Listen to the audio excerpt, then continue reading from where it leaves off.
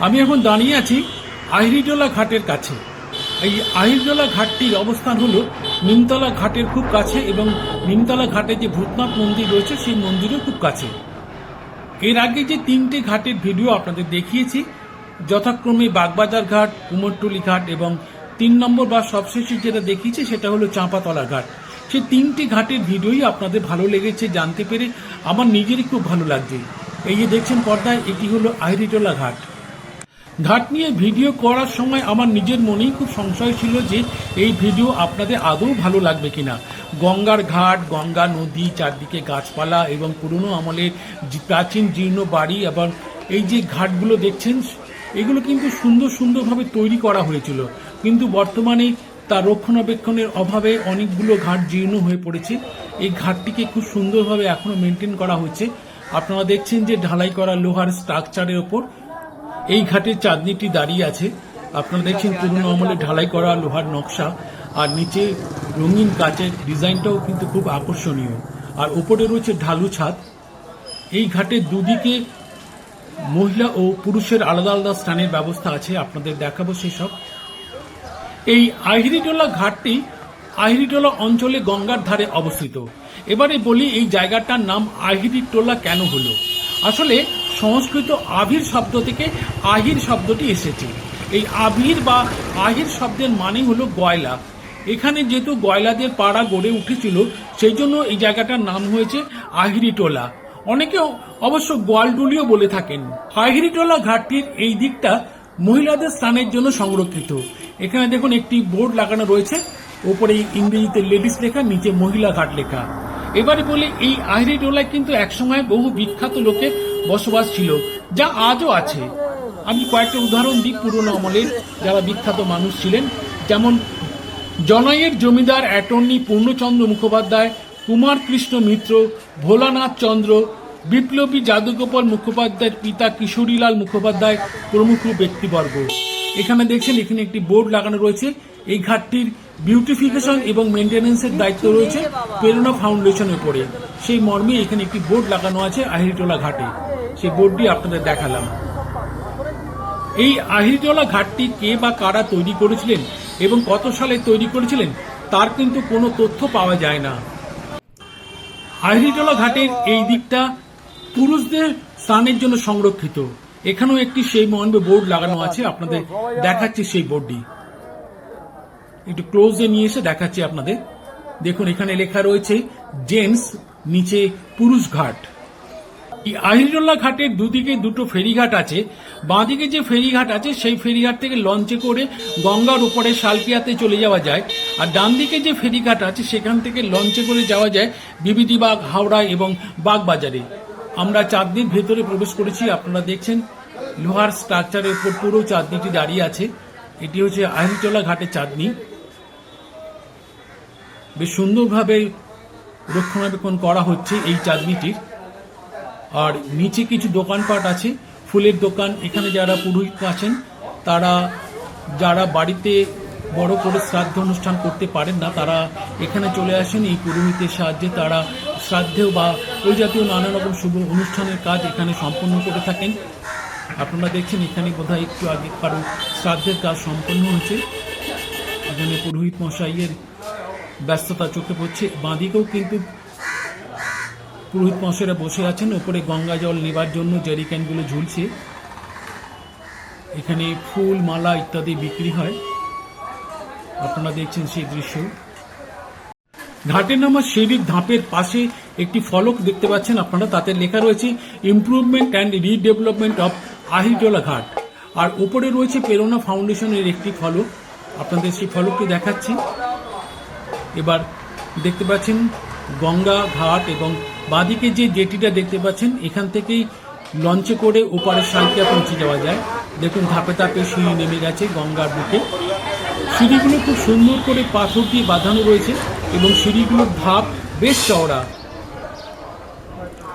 এবারে এই আহিরিটোলা ঘাটের গঙ্গার দিকে শেষ ধাপে দাঁড়িয়ে আহিরিটোলা ঘাটের চারদিকটিকে আপনাদের দেখানোর চেষ্টা করছি। দেখুন কি অপূর্ব স্থাপত্য শৈলী।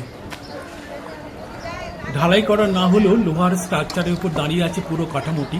বেশ সুন্দর দেখতে এবং দৃষ্টিনন্দন।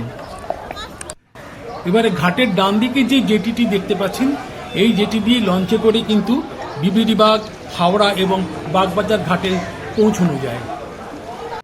এবারে আপনারা পর্দায় যে আহিরিটোলা ফেরিঘাট লেখাটি দেখতে পাচ্ছেন, এই ফেরিঘাট দিয়ে কিন্তু লঞ্চে করে ওপারে চলে যাওয়া যায় শালকিয়াতে। আপনাদের দেখাচ্ছে ফেরিঘাটটি। এই দেখুন সেই ফেরিঘাটে ঢোকার প্রবেশ পথ। এর আগে চাঁপাতলা ঘাটের ভিডিওতে আপনাদের জানিয়েছিলাম যে গঙ্গার ধার বরাবর যেমন অনেক রকম ঘাট তৈরি হয়েছে, তেমনি আবার অনেক মন্দিরও তৈরি হয়েছে। তার মধ্যে বেশ কিছু প্রাচীন মন্দির যেমন আছে, তেমনি আবার স্থানীয় মানুষদের তৈরি বেশ কিছু নতুন মন্দিরও আছে। এটিও সেই রকম একটি নতুন মন্দির। এই মন্দিরে নানা রকম মূর্তি আছে, বিগ্রহ আছে। এখানে শিবলিঙ্গ আছে, আর এখানে শিব পার্বতীর মূর্তি আছে। এদিকে শিবের একটা ছবি রয়েছে, প্রতিকৃতি, আর এদিকে শিবলিঙ্গ যেমন আছে তেমনি শিবলিঙ্গের পিছনে বজরংবলী বা হনুমানজির মূর্তি আছে। আর এপাশে রয়েছে জয় সন্তোষী মার মূর্তি, আপনারা দেখছেন সেই মূর্তিগুলো। এই আহিরিটোলা ফেরিঘাটটি হলো আহিরিটোলা গঙ্গার ঘাটের ডান দিকে ফেরিঘাট। এখান থেকে লঞ্চে করে বিবিডিবাগ, হাওড়া এবং বাগবাজার ঘাটে যাওয়া যায়। এর আগের ভিডিওগুলোতেই আপনাদের জানিয়েছিলাম যে গঙ্গার ধার বরাবর রয়েছে চক্র রেলের লাইন, আর সেই চক্র রেলের লাইন দিয়ে মাঝে মাঝে চক্র রেল ছুটে যায়। আপনারা দেখছেন সেরকম একটি দৃশ্য। কাছেই রয়েছে শোভাবাজার আহিরিটোলা চক্র রেলের স্টেশন। দেখাবো আপনাদের সেই স্টেশনটি। আপনারা এবারে যে পর্দায় ডান দিকে টিনের শেড দেওয়া যে স্থাপত্যটি দেখছেন, এটি হলো শোভাবাজার আহিরিটোলা চক্র রেলের স্টেশন। দেখাবো আপনাদের। দেখুন এখানে লেখা রয়েছে শোভাবাজার আহিরিটোলা টিকিট কাউন্টার। এখান দিয়ে ঢুকে টিকিট কেটে এই স্টেশন থেকে চক্র রেলে করে দমদমের দিকে বা মাঝেরহাটের দিকে চলে যাওয়া যায়। এই গঙ্গার ধার দিয়ে হাঁটতে হাঁটতে গঙ্গা নদীর শোভা দেখতে দেখতে মনে পড়ে যায় আজ থেকে কয়েক হাজার বছর আগে বিভিন্ন নদীর তীরে কিন্তু গড়ে উঠেছিল মানব সভ্যতা। সেই সভ্যতা ছিল নদীমাতৃক সভ্যতা। নদীর জলকে তারা নানা রকম ভাবে ব্যবহার করেছে। তারা পানীয় জল হিসেবে ব্যবহার করেছে, দৈনন্দিন কাজের জন্য ব্যবহার করেছে, নদী থেকে মাছ ধরেও তারা খেয়েছে। পরবর্তীকালে অবশ্য মাছ ধরাটা জীবিকায় পরিণত হয়েছে। একটা সময় কিন্তু বহির্বাণিজ্যের অন্যতম মাধ্যম ছিল জলপথ। এই জলপথ দিয়ে চলত বিভিন্ন দেশের সঙ্গে ব্যবসা বাণিজ্য। সে কথা আমরা বিভিন্ন বইতে পড়েছি। দেখুন গঙ্গার ঘাটটি কি সুন্দর করে বাঁধানো হয়েছে, যাতে মানুষ খুব নিশ্চিন্তে এবং নিরাপদে গঙ্গায় পৌঁছতে পারে এবং গঙ্গার জল সে ব্যবহার করতে পারে। এখনো আমরা গঙ্গার জলকে নানা কাজে ব্যবহার করে থাকি। নানা শুভ অনুষ্ঠানে গঙ্গার জল আমাদের ব্যবহার করতেই হয়। এখনো গঙ্গার ধারে যারা বসবাস করেন তারা অনেকেই কিন্তু গঙ্গায় স্নান করে থাকেন। আপনারা দেখছেন সেই দৃশ্য। গঙ্গার ধার বরাবর হাঁটতে হাঁটতে আরেকটি মন্দির চোখে পড়ল। এই মন্দিরটিও নতুন মন্দির। মন্দিরটি দেখুন লেখা রয়েছে এখানে বাবা গঙ্গেশ্বর মহাদেব, অর্থাৎ এটি মহাদেবের মন্দির। বাইরে নন্দী পাহাড়ায় রয়েছেন আর ভিতরে রয়েছেন বাবা মহাদেব। আপনারা দেখছেন সেই বাবা মহাদেবের বিগ্রহটি। এরকম অনেক মন্দির রয়েছে গঙ্গার ধার ঘেঁষে। যদি চোখে পড়ে আপনাদের আরো দেখাবো। দেখুন গঙ্গা দিয়ে ভেসে যাচ্ছে একটি ছিপ নৌকো। পাশে দুজন মাঝি নৌকোটিকে টেনে টেনে নিয়ে যাচ্ছেন। এরকম দৃশ্য দেখতে আমরা শহরবাসী আমাদের কাছে খুব ভালোই লাগে। গঙ্গার ধার বরাবর হাঁটতে হাঁটতে আরও একটি মন্দির চোখে পড়ল। এটিও নতুন মন্দির। দেখুন উপরে লেখা রয়েছে শ্রী শ্রী পঞ্চভূত শিব দুর্গা মন্দির, আর নিচে লেখা রয়েছে হরচন্দ্র মল্লিক ঘাট। অর্থাৎ এই ঘাটটির নাম হরচন্দ্র মল্লিক ঘাট। এই ঘাটেরও একটি চাঁদনি আছে, যদিও সেই চাঁদনিটি বিভিন্ন গাছপালার আড়ালে ঢাকা পড়ে গেছে, বাইরে থেকে দেখাই যায় না। দেখাবো আপনাদের সেই হরচন্দ্র মল্লিক ঘাটের চাঁদনিটি। এই দেখুন এটি হলো হরচন্দ্র মল্লিক ঘাটের চাঁদনিটি।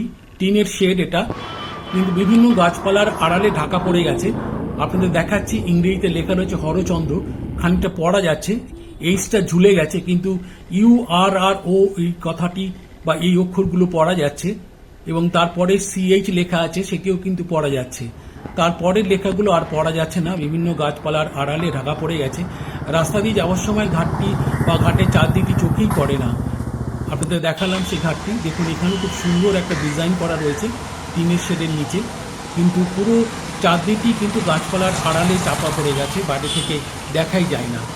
এই যে আমরা এখন চওড়া কালো পিচের তৈরি রাস্তার উপর দিয়ে হাঁটছি, আজ থেকে 150-200 বছর আগে কিন্তু গঙ্গা এখান দিয়েই প্রবাহিত হতো, কিন্তু কালের নিয়মে গঙ্গা পশ্চিম দিকে সরে যাওয়ায় অর্থাৎ হাওড়ার দিকে সরে যাওয়ায় এখানে চড়া পড়ে যায় এবং তার উপর তৈরি হয় রাস্তাঘাট, রেল লাইন প্রভৃতি। আর এই চক্ররেল লাইনের পাশে রয়েছে কিন্তু বিভিন্ন বনেদি আমলে প্রচুর বড় বড় বাড়ি, যেগুলো এখন জীর্ণ হয়ে পড়েছে।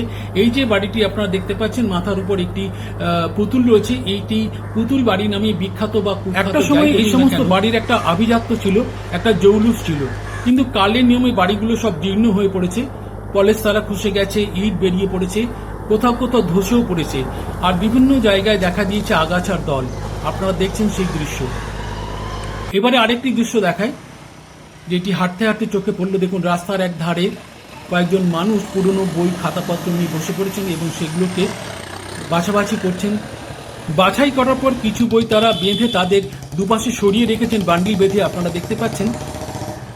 আসলে পাড়ায় পাড়ায় ঘুরে ঘুরে যারা বই খাতা কাগজপত্র ইত্যাদি কিনে থাকেন, তারা সেই সমস্ত বই খাতা কাগজপত্রগুলো কোনো একটা বড় দোকানে বিক্রি করে দেন এবং তারপরে সেই বই খাতা কাগজপত্রগুলো ঘুরে এনাদের কাছে চলে আসে। এনারা সেখান থেকে বাছাই করে পুরনো বইগুলোকে আলাদা করেন এবং কাগজপত্রগুলোকে আলাদা করেন। এখানে দেখতে পাচ্ছেন একটি পুরনো বই। এই সমস্ত পুরনো বই কিন্তু কলেজ স্ট্রিট বা অন্য কোনো জায়গায় চলে যায় বিক্রি হওয়ার আশায়। আপনারা দেখছেন সেই দৃশ্য, আপনাদের দেখানোর চেষ্টা করছি। এখানে প্রচুর কাগজপত্র, বইপত্র রাখা আছে এবং দুপাশে দেখুন বান্ডিল বেঁধে রাখা আছে বইগুলো। এগুলো চলে যাবে কলেজ স্ট্রিটে এবং নানা জায়গায়। এর মধ্যে হয়তো কোনো অমূল্য রত্ন লুকিয়ে আছে, কারো কাঙ্ক্ষিত বা প্রার্থিত বই কিন্তু এখানে হয়তো বান্ডিল বাঁধা রয়েছে। আপনারা দেখছেন সেই দৃশ্য। এবার চক্ররেলের ধারে আরেকটি বনেদি আমলের তৈরি হওয়া বাড়ি দেখাচ্ছি আপনাদের। দেখুন, বাড়ির উপরে যে পেডিমেন্টটি আছে, পেডিমেন্টটি কত সুন্দর। দেখেই বোঝা যায় যে বাড়িটি তৈরি যিনি করিয়েছিলেন তিনি অত্যন্ত শৌখিন মানুষ ছিলেন এবং ধনী তো ছিলেনই।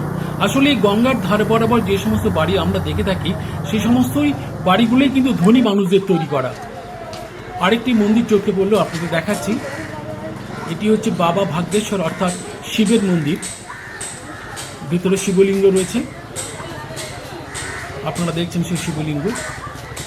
আমরা আহিরটোলা ঘাট থেকে হাঁটতে হাঁটতে অনেকটা পথ পেরিয়ে এসেছি। বাঁদিকে পড়ল শোভাবাজার লঞ্চঘাট বা শোভাবাজার জেটি। দেখাবো আপনাদের। এই দেখুন, এটি হচ্ছে শোভাবাজার জেটি। আপনারা দেখছেন এই শোভাবাজার জেটিতে তেমন কোনো মানুষজন চোখে পড়লো না, তবে শুনলাম এখান থেকে নাকি লঞ্চে করে হাওড়া পর্যন্ত যাওয়া যায়, তবে লঞ্চের দেখা আমি পাইনি। এবারে আরেকটি গাছ আপনাদের দেখাচ্ছি। দেখুন, গাছটি বেশ মোটা এবং খুব প্রাচীন গাছ বলে আমার মনে হলো। ডালপালা বিস্তার করে অনেকটা জায়গা সে অধিকার এবং গাছের উপর থেকে মোটা মোটা ঝুড়িগুলো দেখুন নিচের দিকে নেমে এসেছে। আপনাদের দেখাচ্ছি। দেখুন গাছটা কতখানি জায়গা উপরে ডালপালা বিস্তার করে অধিকার করে নিয়েছে। খুব প্রাচীন গাছ, দেখলেই বোঝা যায়। এরকম কত গাছ যে গঙ্গার ধার ঘেঁষে রয়েছে তা বোধহয় গুণে শেষ করা যাবে না। এর আগে আপনাদের চাঁপাতলা ঘাটের ছবি দেখিয়েছি, যে ছবিটি বেশ কয়েক মাসের পুরনো, কিন্তু এই যে ছবিটি আপনারা দেখছেন এখন পর্দায়, এটি গতকালের ছবি। ঘাটটির সংস্কারের কাজ চলছে পুরো দমে। আপনারা দেখছেন এখানে লেখা রয়েছে চাঁপাতলা ঘাট কালী পুজো কমিটি। ভিডিওটি প্রথম থেকে দেখার জন্য আপনাদের সকলকে জানিয়ে আন্তরিক শুভেচ্ছা ও অভিনন্দন। সবাই খুব ভালো থাকবেন। আর পরপর 4টি ঘাটের ভিডিও আপনাদের দেখালাম। যদি ভিডিওটি ভালো লেগে থাকে তাহলে প্লিজ লাইক, কমেন্ট ও শেয়ার করবেন এবং আমার পাশে থাকবেন। সবাইকে নমস্কার, ধন্যবাদ।